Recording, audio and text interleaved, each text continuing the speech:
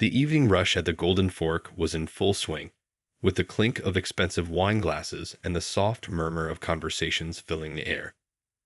Among the bustling servers weaving between tables, one young woman stood out, though not in the way you might expect. She moved with a unique grace, her hands carrying loaded plates with an almost musical rhythm, as if conducting an invisible orchestra. This was Lee Min, who had been working double shifts at the upscale restaurant for the past 3 years. Her dark hair was always neatly tied back, and despite the exhaustion that sometimes crept into her eyes, she maintained a gentle smile that seemed to hide a deeper story. What none of her customers knew was that behind her efficient service and quiet demeanor lay the soul of a gifted musician. The restaurant itself was a study in contrasts. Crystal chandeliers cast warm light over tables draped in crisp white linens, while in the corner, a magnificent grand piano sat largely untouched, more of a decorative piece than an instrument. Sometimes, during her rare breaks, Min would glance at it longingly, her fingers unconsciously moving against her serving tray as if playing invisible keys. Life hadn't always been like this for Min. Just 3 years ago, she had been preparing for her final recital at the Shanghai Conservatory, where she had earned a full scholarship. Her professors had called her a prodigy, and her future seemed set in stone: concert halls, international tours, and a life devoted to music. But fate had other plans. The call came late one night.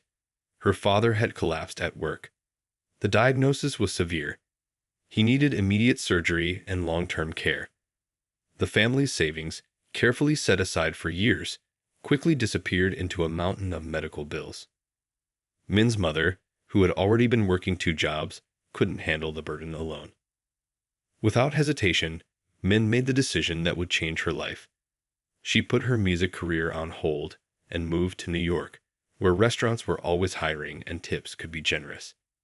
The Golden Fork, with its wealthy clientele, seemed like the perfect opportunity to earn enough to support her family back home.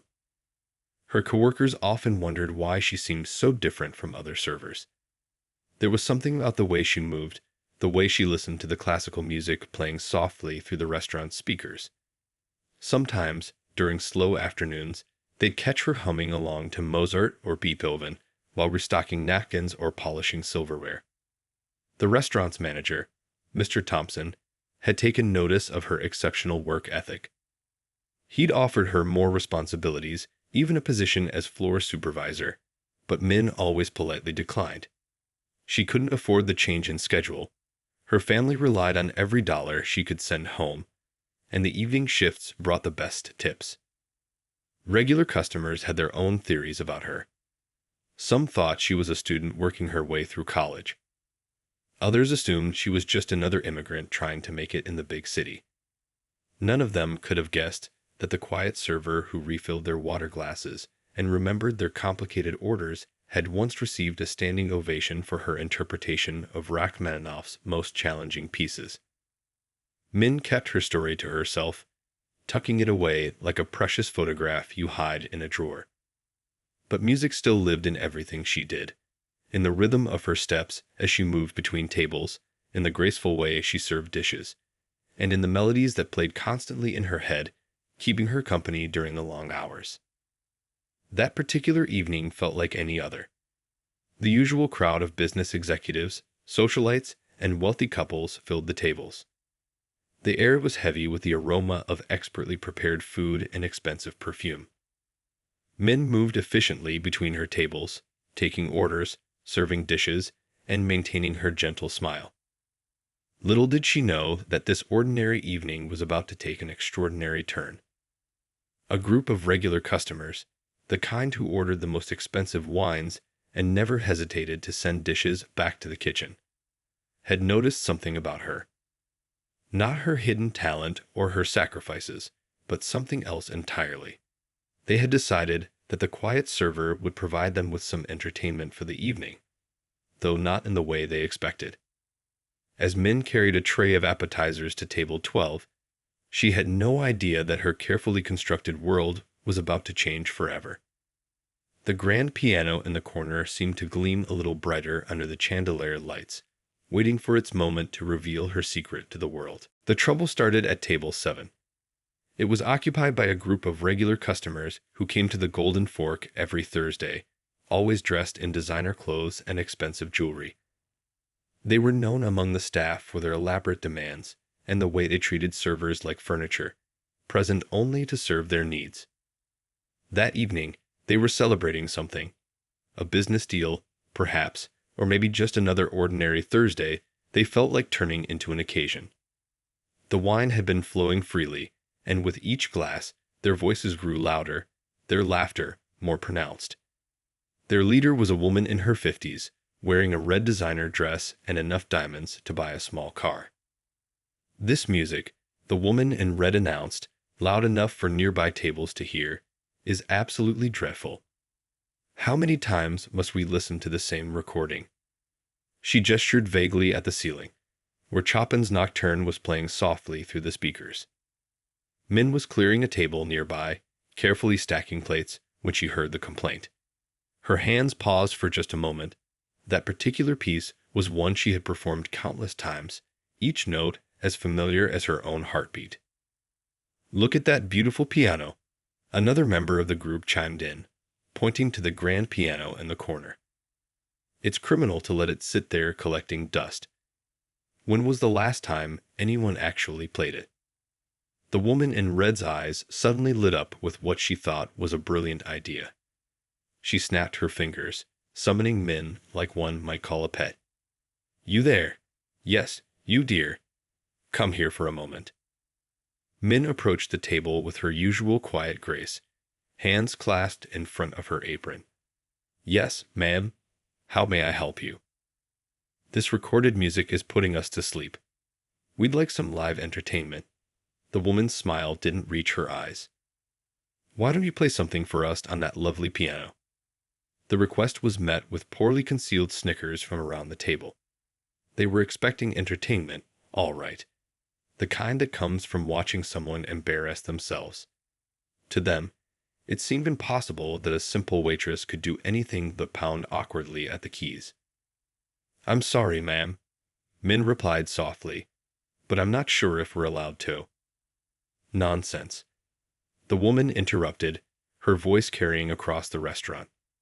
"Mr. Thompson," she called out to the manager, who was hovering nearby, "your piano is going to waste.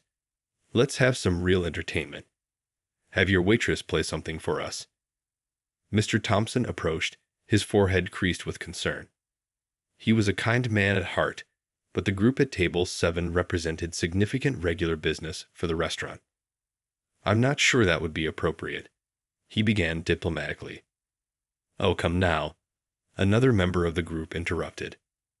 "We're your best customers.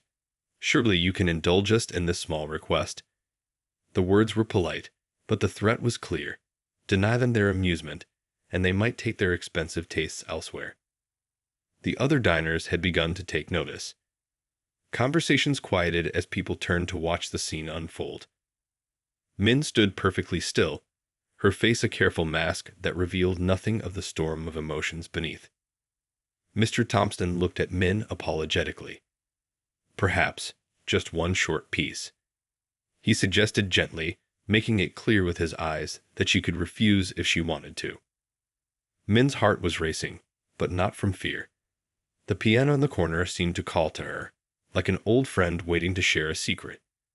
3 years had passed since she'd last touched a professional instrument. 3 years of her fingers dancing across imaginary keys while she lay in bed at night, keeping her skills alive in her mind. The group at table 7 was practically buzzing with anticipation, already composing the funny story they would tell their friends about the waitress who dared to attempt playing their sophisticated music. Other diners were watching with a mix of curiosity and second-hand embarrassment, their meals temporarily forgotten. What nobody noticed was the slight straightening of Min's shoulders, or the way her hands finally stilled their constant motion. For the first time since she'd started working at the Golden Fork, she allowed herself to feel something beyond the careful control she maintained every day. As she turned toward the piano, A small, secret smile played at the corners of her mouth. Sometimes the cruelest jokes have a way of backfiring spectacularly on those who tell them.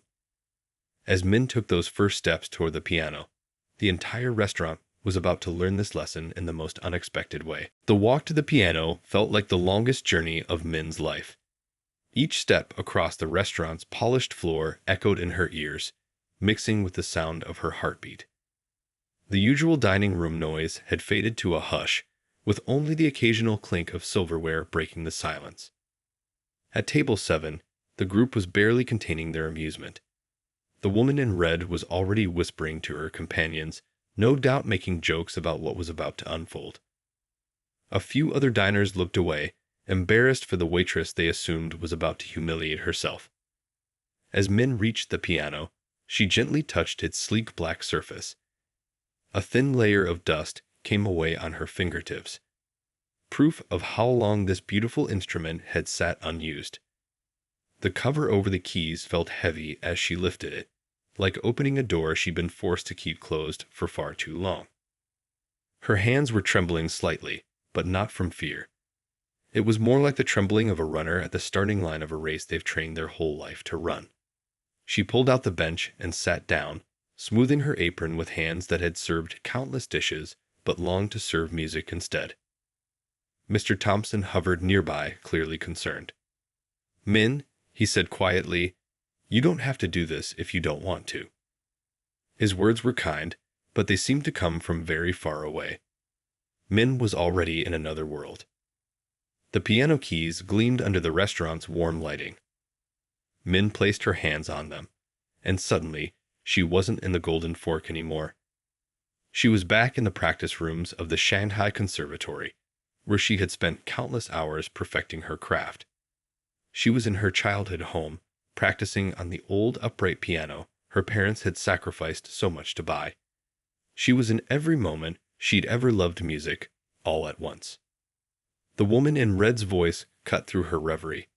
"Well, are you going to play something or just sit there all night? Some of us would like to get back to our dinner." Min closed her eyes for just a moment. In her mind, she could see her father in his hospital bed, smiling despite his pain, telling her that sometimes life's greatest performances come when we least expect them.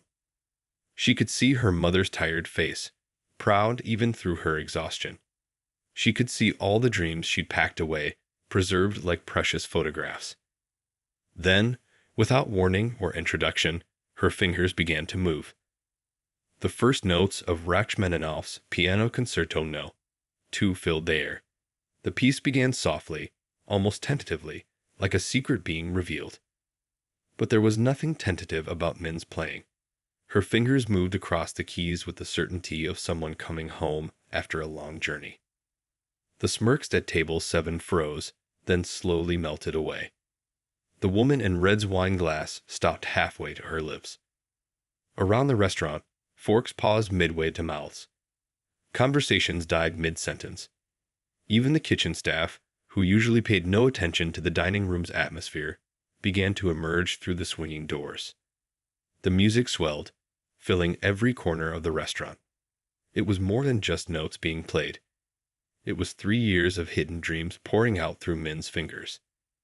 Every moment of frustration, every silent wish, every suppressed hope found its voice in the music. The piano, so long neglected, sang under her touch as if it had been waiting all this time just for her.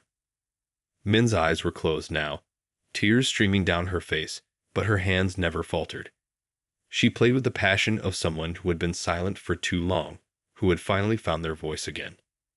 The complex emotions she had buried beneath her quiet smile and careful movements were transformed into pure music. The other servers stood transfixed. They had worked alongside her for years, never knowing, never suspecting. Now they watched as their colleague, the quiet waitress who always helped others with their tables, who never complained about double shifts, revealed herself to be something entirely unexpected. Even the chandelier lights seemed to glow differently, as if the music had transformed not just the listeners, but the very space itself. The grand piano, no longer just an expensive decoration, had become the heart of the restaurant, beating out a rhythm that held everyone spellbound. And still Min played on, lost in the music, each note a testament to the truth that people are so much more than what we see on the surface. The cruel joke intended to embarrass her had instead become the key that unlocked a door she thought had been closed forever. The music flowed through the golden fork like a river of emotion, carrying everyone in its current. Min's fingers danced across the keys with a grace that seemed almost magical, drawing sounds from the piano that made it hard to believe this was just one instrument being played by two hands. As she moved into the heart of Rachmaninoff's concerto, even the kitchen staff had stopped their work. Chefs in their white coats stood in the doorway, spellbound. A sous chef still held a spoon suspended in midair, completely forgotten. The dishwasher had emerged from his steamy domain, his hands still dripping with water, eyes wide with wonder. The woman in red at table 7 sat perfectly still, her face a mixture of emotions she couldn't quite sort out. The cruel amusement she had felt earlier had been replaced by something else, perhaps shame, perhaps awe, or maybe a bit of both. Her companions looked equally stunned, their expensive meals growing cold in front of them, forgotten. An elderly couple near the window held hands across their table, tears in their eyes. The wife leaned over and whispered to her husband, "It reminds me of our first date at the symphony." He nodded, unable to speak, his other hand pressed against his heart. Two young children who had been fidgeting in their seats throughout dinner now sat completely still, mouths slightly open in wonder. Their mother, who had been constantly shushing them all evening, was equally mesmerized. It was as if the whole restaurant had been sprinkled with some kind of magical dust that made time stand still. The piece built to a crescendo, and Min's whole body moved with the music. Her shoulders swayed, her head bowed and lifted with the phrases, her feet worked the pedals as naturally as breathing. This wasn't just someone playing notes on a page. This was pure emotion made audible. Every key she pressed seemed to release another part of her story into the air. A businessman who had been arguing on his phone earlier now stood motionless, the device forgotten in his lowered hand, the call long disconnected. A group of college students who had been taking pictures of their food for social media sat with their phones down, completely present in the moment, their faces glowing with unexpected joy. Through it all, Mr. Thompson stood rooted to his spot, one hand gripping the back of an empty chair. In all his years managing restaurants, he had never seen anything like this. He thought about all the times he had watched Min quietly going about her work, never complaining, always helping others. How many other hidden talents walked through his door every day, he wondered, wearing aprons and carrying trays. The piece moved into its final section, and Min's playing became even more passionate. Her fingers flew across the keys with incredible speed and precision, building to a finale that seemed impossible for one person to create. The music filled every corner of the restaurant, bouncing off the windows, swirling around the chandeliers, touching every person in the room with its power. A wine glass clinked as someone's hand trembled. A fork clattered onto a plate, but no one moved to pick it up. No one even looked away from the piano. The entire restaurant held its breath as the music rose to its final peak. Near the bar, one of the other waiters whispered to a bartender, "Did you have any idea?" All this time, the bartender just shook his head, unable to find words. They had worked with Min for years, sharing jokes during slow times, helping each other during the dinner rush. Now it felt like they were seeing her for the first time. As the piece neared its end, Min's tears flowed freely, but her playing never wavered. Each note was perfect, each phrase exactly as the composer had intended. Years of training, countless hours of practice, and a lifetime of passion poured through her fingers. The music spoke of dreams deferred but not forgotten, of sacrifice and love, of the beauty that can hide behind the most ordinary moments. The last notes rang out, powerful and clear, then slowly faded into a silence deeper than any the restaurant had ever known. For a moment, it seemed as if no one even breathed. The final chord hung in the air like a question waiting to be answered, like a story waiting for its ending. And in that silence, just before whatever would happen next, something in the restaurant had fundamentally changed. Everyone in that room knew they would never hear music quite the same way again. They would never look at a waitress, or anyone else, quite the same way either. The final note faded into silence, but its echo seemed to linger in every heart. For several long seconds, no one moved. No one spoke. It was as if the whole restaurant was holding its breath, afraid to break the spell that had fallen over them. Min's hands rested quietly on the keys, her eyes still closed, tears glistening on her cheeks. Her shoulders rose and fell with each breath, her body slowly coming back to earth after soaring through the music.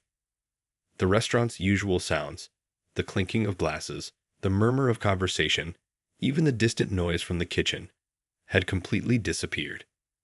Then, from somewhere in the back of the room, someone began to clap.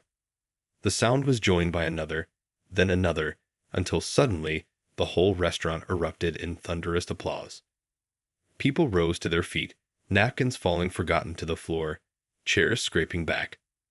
The standing ovation rolled through the room like a wave, growing louder and louder. The elderly couple by the window dabbed at their eyes with their napkins, still clapping. The businessman who had forgotten his phone call now whistled loudly through his fingers. The kitchen staff, still in their white coats, cheered from their spot by the kitchen doors. Even the young children who had been so fidgety earlier jumped up and down, clapping with pure joy. At table 7, the woman in red stood up slowly, her face transformed. The cruel amusement that had sparked this moment was gone, replaced by something that looked like awe, maybe even shame. She clapped until her hands hurt, tears running down her cheeks, smearing her expensive mascara. Her companions followed suit, their earlier mockery forgotten in the face of true artistry. Min finally opened her eyes, seeming almost surprised to find herself in the restaurant. For a moment, she looked uncertain, as if she had forgotten where she was or how she had gotten there. Then Mr. Thompson stepped forward, offering his hand to help her up from the piano bench. As she stood, the applause grew even louder, if that was possible. That was incredible, Mr. Thompson managed to say, his voice thick with emotion. Why didn't you ever tell us? Min wiped her eyes with the corner of her apron, a small, shy smile appearing on her face. I didn't think it mattered anymore, she said softly, but her voice carried in the quiet that had fallen again. I had to leave music behind when my father got sick. The bills, they were too much. Her voice trailed off as the woman in red approached the piano, her designer heels clicking on the floor. The other diners watched, wondering what would happen next.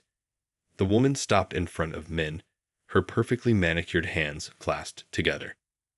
I owe you an apology, she said, her voice wavering. What I did was cruel and thoughtless. I thought. She paused, shaking her head. Well, it doesn't matter what I thought. You have an extraordinary gift. I've attended countless concerts at Carnegie Hall, but I've never heard anything quite like this. Other diners began approaching the piano, forming a circle around Min. A young woman with a phone in her hand stepped forward. I hope you don't mind, she said, but I recorded your performance. It was too beautiful not to share.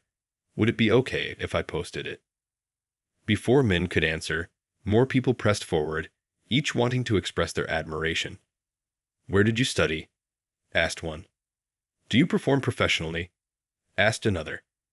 My daughter's getting married next month. Would you consider playing at the wedding? Called out someone from the back. Min stood there, overwhelmed by the attention, her server's apron still tied around her waist, her namide slightly askew. The tears on her cheeks had dried, but her eyes still shone with emotion. For 3 years, she had hidden this part of herself away, thinking it was a chapter of her life that had closed forever. Now, standing in the middle of the Golden Fork, surrounded by applauding strangers who had become something more than just customers, she felt something she hadn't allowed herself to feel in a long time. Hope. In the corner of the room, Partially hidden behind the crowd, one of the other servers pulled out her phone and quickly dialed a number. When someone answered on the other end, she spoke excitedly. "You need to come to the Golden Fork right now. Something amazing just happened. Something that's going to change everything." The applause continued, filling the restaurant with its thunder.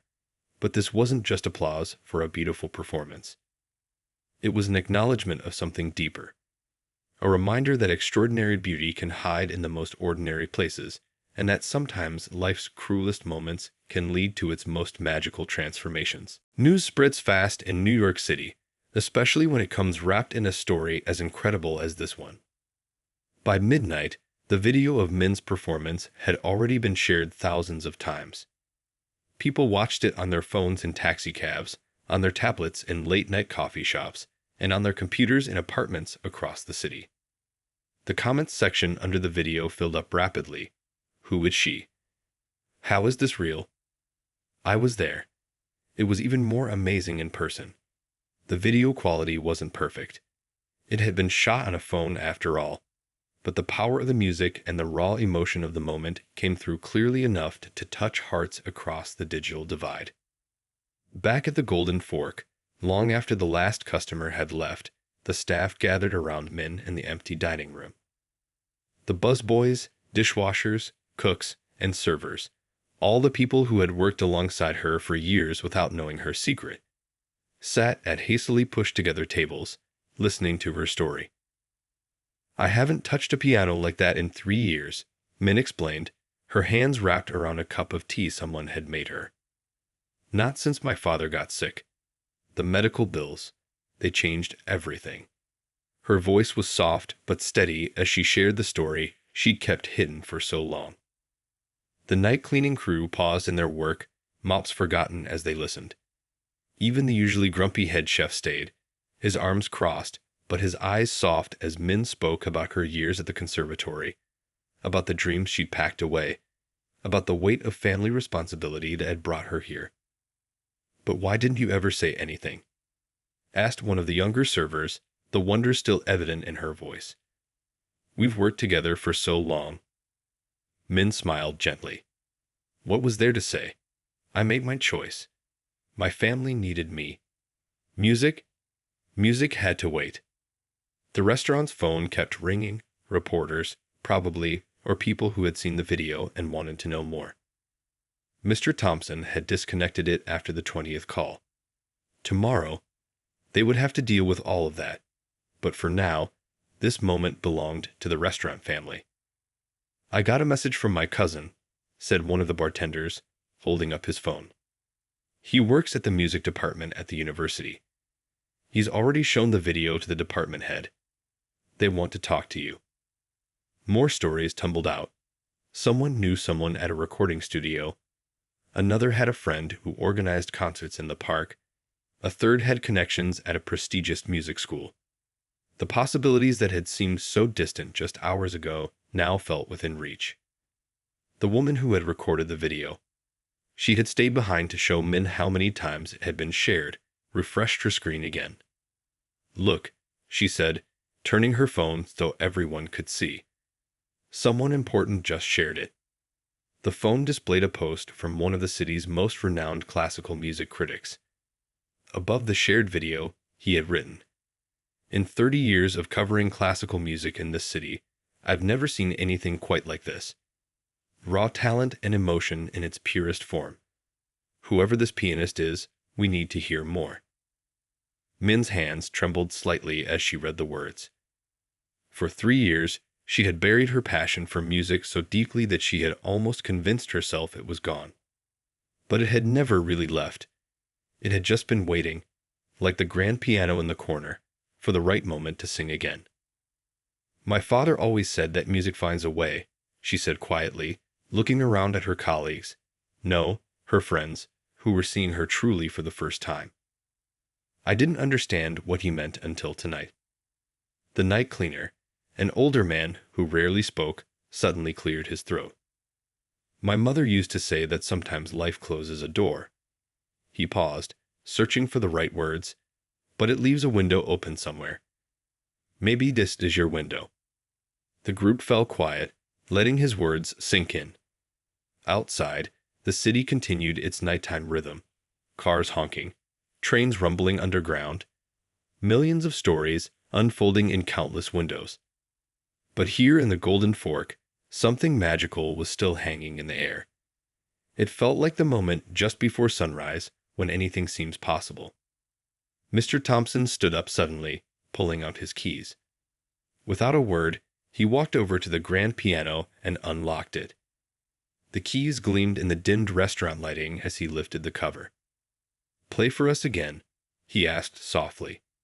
"Just for us this time. Your restaurant family." Min looked at the piano, then at the faces around her, faces that had been part of her daily life for 3 years, faces that now looked at her with new understanding and support. Slowly, she stood up and walked to the instrument that had changed everything. 1 month later, the Golden Fork looked very different on a Thursday evening.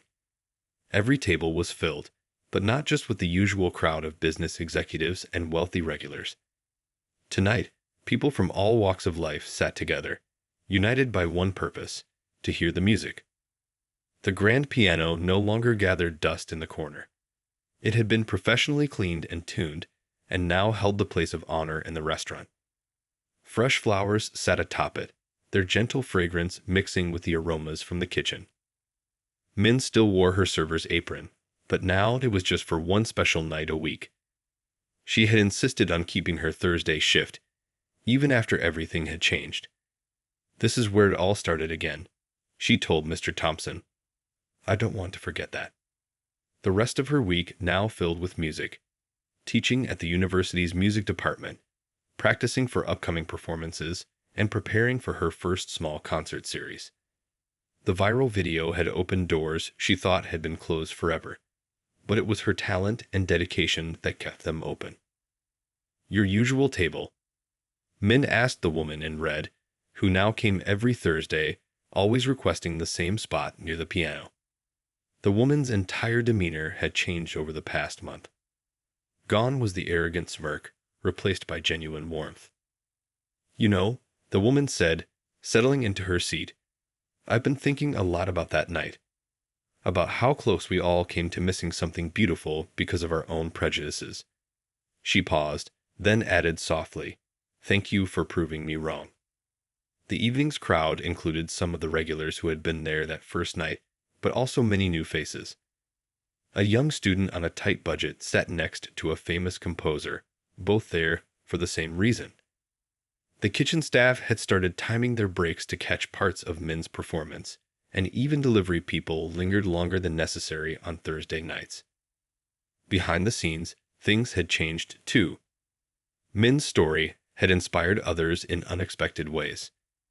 The shy dishwasher had revealed his talent for poetry, and now his words were featured on the daily specials menu. One of the busboys turned out to be a talented artist. His sketches now adorned the restaurant's walls. But the biggest change had happened halfway around the world, in a hospital room where Min's father was recovering. The viral video had reached him too, and his doctors reported that his vital signs improved noticeably when they played it for him. Min had been able to send home more than just money now. She had sent hope, wrapped in music. As 8 o'clock approached, the usual buzz of dinner conversation began to quiet. Min walked to the piano, no longer trembling, no longer hiding.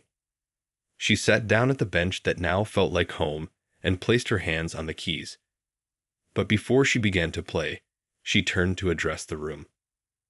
"A month ago, life taught me something important," she said, her voice clear and confident.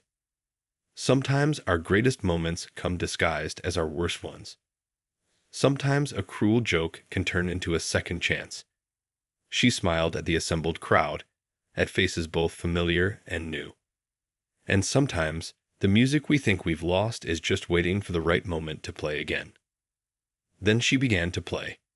It wasn't Rachmaninoff this time. She had prepared something special, a piece she had composed herself. It told the story of her journey, the love of her family, the weight of responsibility, the years of silence, and finally, the joy of rediscovery. The music filled the restaurant just as it had that first night, but now it carried something more. The sound of dreams reborn.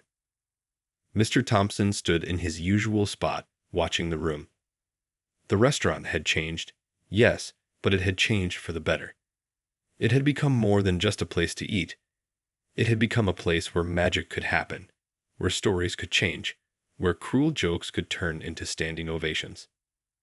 At a corner table, a young waitress served water to her customers, her fingers moving slightly as she listened to the music. Maybe she had a hidden talent too, waiting for its moment to shine. Maybe everyone did.